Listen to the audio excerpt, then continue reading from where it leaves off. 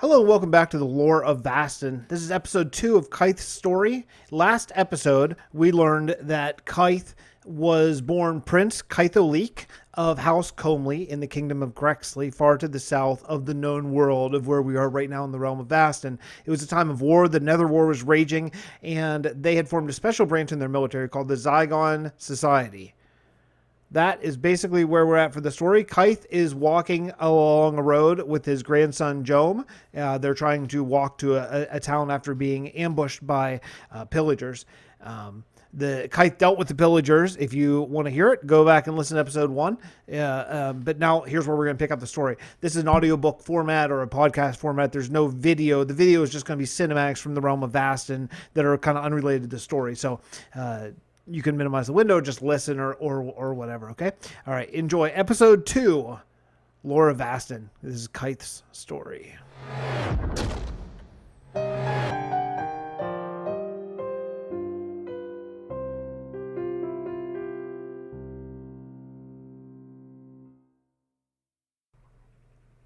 I don't remember the testing. It was done to every child then, shortly after birth. My test apparently was surprising. My nursemaid's name was Taylor. She was anciently old and yet could keep up with me. She told me many times of the shock and surprise when I tested positive for several different rune abilities. You see, rune abilities are passed from generation to generation rarely. Each offspring has a small chance of inheriting their parents' abilities. Many these days are inert. My father, the king of Grexley, king of House Comley, had one of the most rare rune abilities, diamond skin. My mother had none that we knew of. They tested me for diamond skin first, just hoping the heir to the throne had inherited such a powerful trait. When the probus saw my skin harden, the nurses cheered. Next, they tested an iron rune. It too activated. You need to understand how surprising this must have been to my parents. With my father's diamond affinity and my mother having none, the further tests were simply a formality. The Zygon Society insisted on the full battery of tests for every child to make sure no Chikors ever went undetected. Chikors? Jome asked. An ancient term for people with multiple affinities.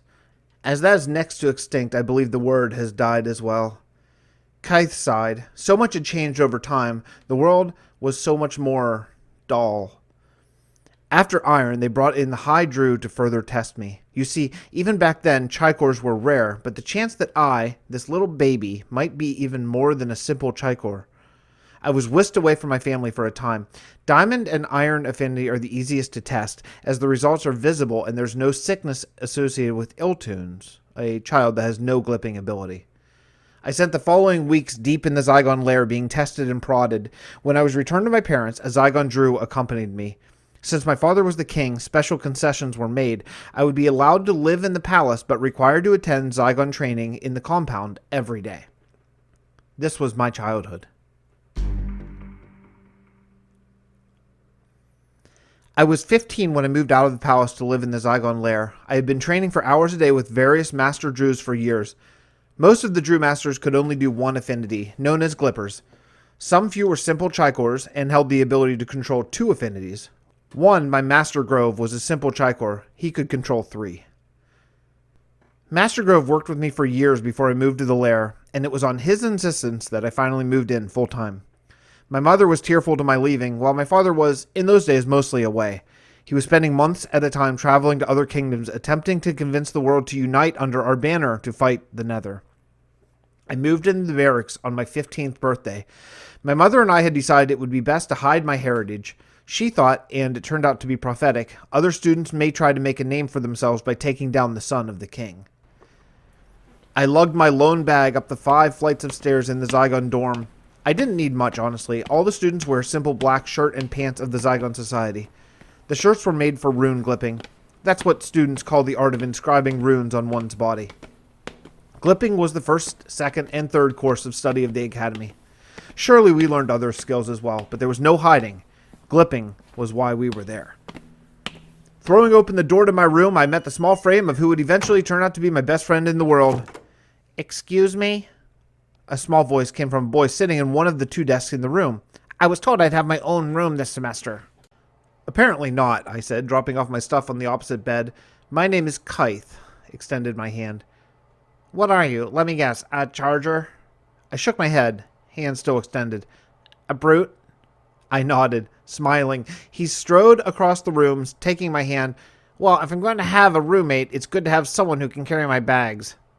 A hint of a smile spread across his face. My name is Gibby. Chargers were the term for people with redstone affinity. They have the amazing ability to draw from the redstone runes, and while touching another glipper, the other's ability is multiplied dramatically. It allows for astounding feats. A brute is, well, I suppose what you would expect. Iron affinity allows for substantial strength. The other ability I knew about at the time was diamond. We diamond glippers were known as rocks. We could make our skin harden, bone be nearly unbreakable while the rune is active. Gibby was, to say the least, chatty. At first, I'll admit, I was taken aback by his openness, but as we settled in for the night, it made my little dorm room feel a little warmer. We stayed up late that night talking about the Zygon school, classes, his family, and very much about his ability, Emerald. My new friend was a con.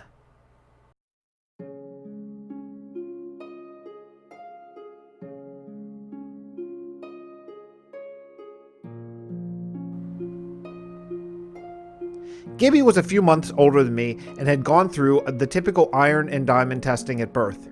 Coming up negative, he lived a normal farmer's life with his parents until he turned 15 and took the advanced test. You see, advanced testing is complicated and very dangerous. Babies can be tested for diamond and iron as the results are physical and easily observable. I was, and am, in every way an aberration. When I tested positive for diamond and iron, the Zygon probist took me away to the compound for further testing. The mental tests are extremely dangerous. A baby can't control its mind, and with the power of emerald, redstone, or gold, it could draw too fast and too powerfully on the rune if it has that affinity. The little baby's mind could be fractured into pieces. When Gibby told me about his emerald affinity, he was quick to assure me that he wasn't using it on me. Cons are what we called emerald glippers, because when using their runes, they can be extremely persuasive.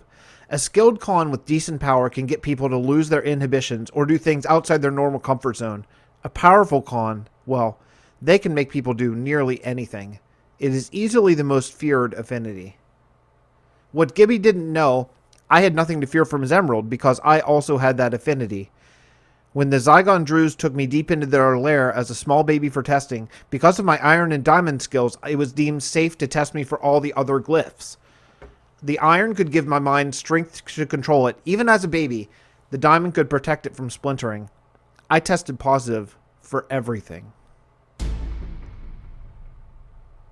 Gibby and I went through the first few years of school together in most of our classes outside of our glipping, which was individual study. Though Gibby studied with 3 older students, all cons for his afternoon classes, I was sent straight to Master Druze. I still don't know if I would have studied with a Druid due to my family or if it was because of something unseen in centuries. I was a full Chikor. Only the Master Druze were aware of my multiple affinities, though only for a time. All became known shortly after my 19th birthday. Our classes took our first mission. We started at Endurer's Rest. We were supposed to make our way to the Arbor Druid's home of Adjury, where we could learn some of the techniques they use to grow their amazing trees that tower above the landscape. My classmate, Fredeo, was put in charge of the mission. Though it should have been straightforward, the 5 of us set out following a map provided by one of the Druze.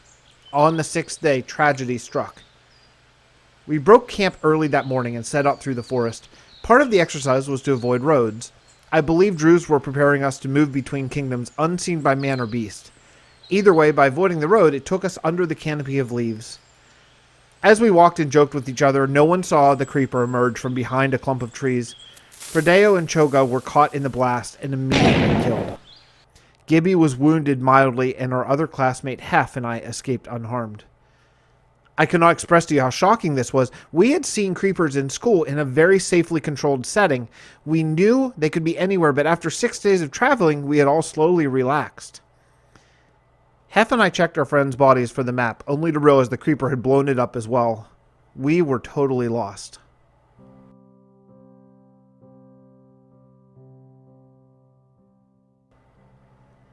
I'll skip through much of the sadness, crying, and panic that gripped Gibby, Hef, and I, but eventually we decided to try to continue. Azure should only be 3 more days to walk forward to the west, while home would have been more than double that to the east. The longer we traveled, the more room to get hopelessly off our route and lost in the endless landscape. Hef was a charger. Having no abilities of her own, she could simply charge other glippers. She charged me periodically so I could carry our friends' bodies more easily. Iron glyphs last for a long while, and Frodeo was a brute, carrying plenty of iron vials on him. We just didn't feel it would be right to leave him there, near the creeper crater. That night we made camp in a clearing, making sure to craft plenty of fences and torches to light up the area around. I charged an iron rune and went to chop wood for a campfire. As I returned, pulling a felled tree behind, I heard so much commotion at the camp it was obvious something was wrong. Sneaking to the top of a small ridge, my heart fell. No less than 25 pillagers were standing in our camp, going through our things and burning our tents. Gibby and Hef were nowhere to be seen.